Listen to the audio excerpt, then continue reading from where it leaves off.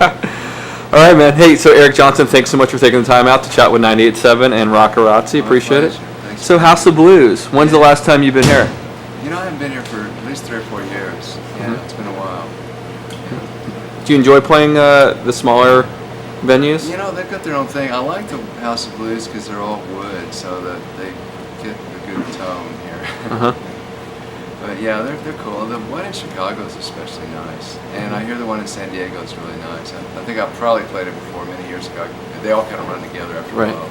Right. Yeah. So listen. So I was researching some interviews on you on YouTube, and a lot of the interviews are all about guitar, for obvious reasons. And so our fans are a little interested to know about a little bit more about Eric Johnson. Like, what do you love to do when you're not playing your acts?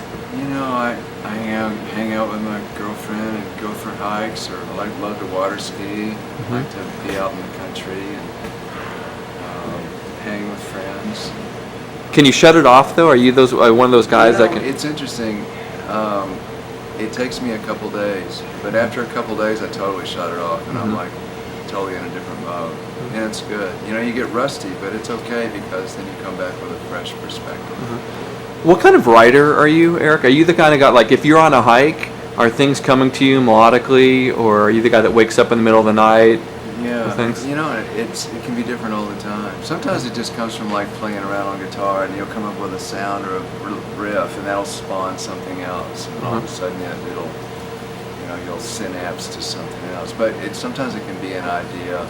You know. Do you have a recorder next to your bed, or you? No, I don't. Do you lose? You know, every once in a while I hear something in a dream and go, "Oh, that was great. I hope I remember it." But I'm too lazy to get it. Do you lose a lot of ideas? You think? Yeah. I think so.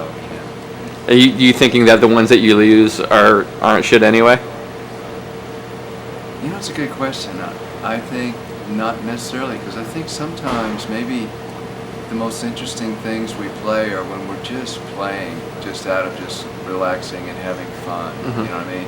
And then we go in this other space of like stressing out. Okay, I'm gonna write a song, and it becomes a little bit stiffer, And sometimes when I hear the stuff I do when I'm just goofing around, and it's kind of been reciprocated to me by people, like if we're just jamming on stage and just having fun and going crazy, everybody's like, "God, that was the best part of the night." Oh really? That was better than the 2 months I spent getting ready for all those songs on tour. Right.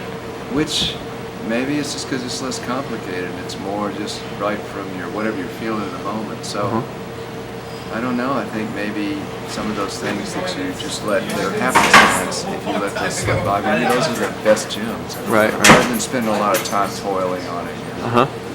Are you one of those guys, Eric, do you subscribe to that? I don't know if it was Malcolm Gladwell, I feel like it was, who talks about the 10,000 hours of practice. Have you heard about this? That it takes 10,000 hours to really perfect and master your instrument or whatever kind of craft you do. Do you believe in that? Sure. Oh, yeah. I think it definitely takes a lot. Maybe it's different for different people. I think some people have such a propensity to learn really fast that maybe they can fast track it. I know with me, it took a long time.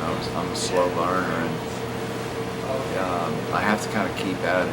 It's not readily available 24/7 without working at it. But and I think that's true with most people. But I think there are probably exceptions to the rule. And what do you do when you come to various cities, for example, like Los Angeles? Are there some places that you have to go in terms of food? Are you a sushi guy? I know that you got I'm vegetarian. Oh, okay, so that's like. I like to find the really healthy restaurants. We have some of that out here. Yeah, absolutely. Yeah, we've eaten at some really great places, but especially if you've been on the road for weeks and you start getting a little burned out. Like right now, we've been out for a little over 3 weeks, and it's kind of at that point where it's like, we're getting a little tired. Where do you go from here? We're gonna play San Diego, and then we play San Francisco and Napa Valley, and then Modesto. Okay. Oh wow. Wow.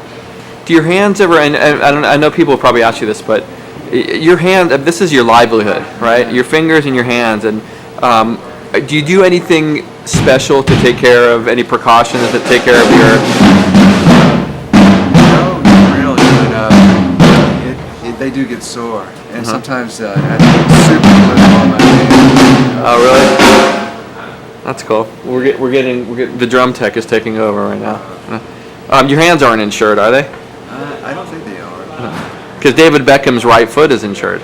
Oh, is it really? Yeah. Oh, okay. 'Cause That's- if he loses that, he loses everything. Yeah, that's a good point about that. Yeah. A couple more questions. What do you think about legacy? When I mention the word legacy to you, does that come into your daily mindset? How you want your body of work to be remembered, or anything like that? Well, I think what comes to mind with me more is tearing down the barriers and figuring out what you need to do to make more valid music.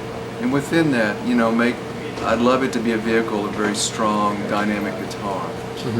But with all the music that's out, with all the guitar, with everything there is, it's like, I think it's a valid question to ask yourself, break down all the comfort zones and ask yourself, what could I do that would be worthwhile somebody giving me their time to listen, And it's an interesting thought, because if I just get up there and just play, I don't care how brilliant the lick is, it's like, really, at the end of the day, what does it mean, So I don't think any of this is going to save us from spiritually, but at the same time, I think we can try to do something a little more valid or a little more touching to people in a sense of music, So, I think that's what the question comes up for me is, what can I do to, dilate the impact of what I'm doing? And there's plenty of room for that if you take a good look at what you're doing, especially if you're open-minded and you listen to all the different music of different people from all different styles. It can be very humbling. It makes it very difficult to live in a little bubble and walk around thinking you've got something, you know what I mean? Sure. So if that is the case, then you have to ask yourself, what are the constituencies of what you're doing?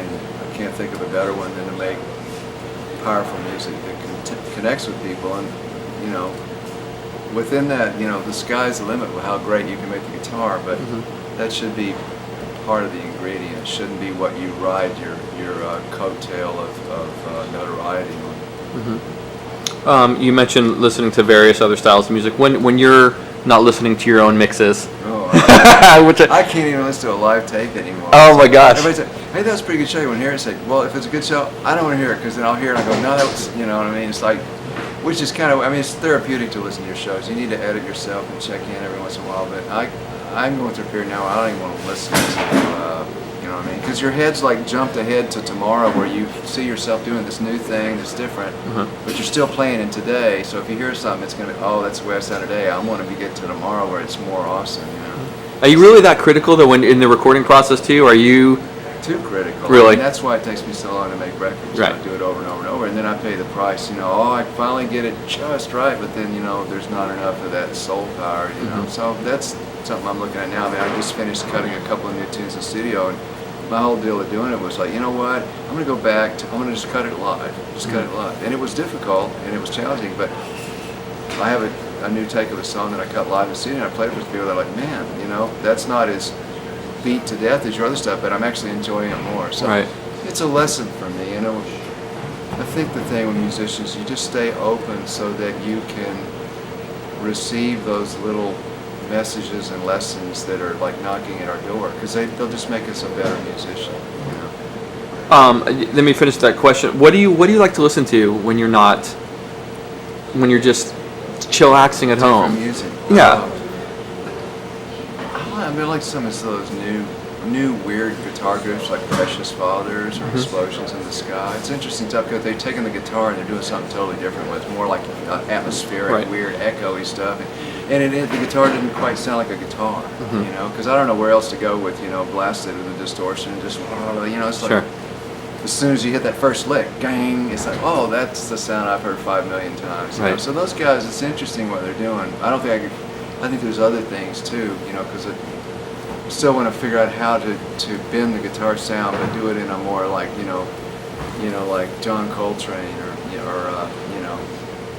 Miles Davis, where they're really playing their acts too. Right. I want to hear that playing their acts, but it's like I'm listening to stuff where the people are really playing their acts, but it's in a musical sense. 2 more questions. At what point in your life did you realize that, what, this is for me, I've got to play guitar, and this is the way I want to kind of speak to people? I think I was about 15, because I just was getting so much joy from it. And then you start playing clubs and you're making some money. Go, well, I guess I can make money at this. What else? There's no better blessing than be able to do what you want for a living and be able to get by. Whether you barely get by or you make millions is really immaterial. Right. In fact, if you make a lot of money, you'll sit around in the tour bus going, man, remember when we slept in the van and made $20 you know what I mean? It's like, it's a very interesting illusion, you know, but you can't tell somebody that. You say, what are you talking about? I can't wait to get that other place, but then then they look back, you know, so it's really that, and that's because it's about a different ingredient from that. You know, we think it's about that, but it's not. Interesting. Last question. So I caught a little bit of your setup and your sound check. So do you have any pre-gig superstitions that you go through before a night like tonight at the House of Blues? You have to eat something special? Do you have to pray? What do you do? Well, you know, I like to pray and just center myself, you know, and try to get in touch with that. And I just try to get my gear to work as good as possible because maybe I feel that with electric guitar, with all these chords and amps and tubes and electricity, you're already behind the 8 ball. It's already like you can't start at square one. It's like, we're going to start you at -20. Can you try to get to +5? Well, you know, because I do tours where I do like acoustic guitar and acoustic piano, and you can start from square one there. I mean, they basically sound, you know what I mean? But it's like this stuff is like, well, here's your nightmare. Can you make it? Can you turn it into Stravinsky? You know. And so if I do that, I feel more comfortable and less chicked out. You know, but. Cool. Hey, listen, again, I appreciate your time. Before you go, I'm going to have you do a quick little shout out. Can you say, hey, this is Eric Johnson, and you're watching ROCKERRAZZI.com. Hey, this is Eric Johnson, and you are watching ROCKERRAZZI.com.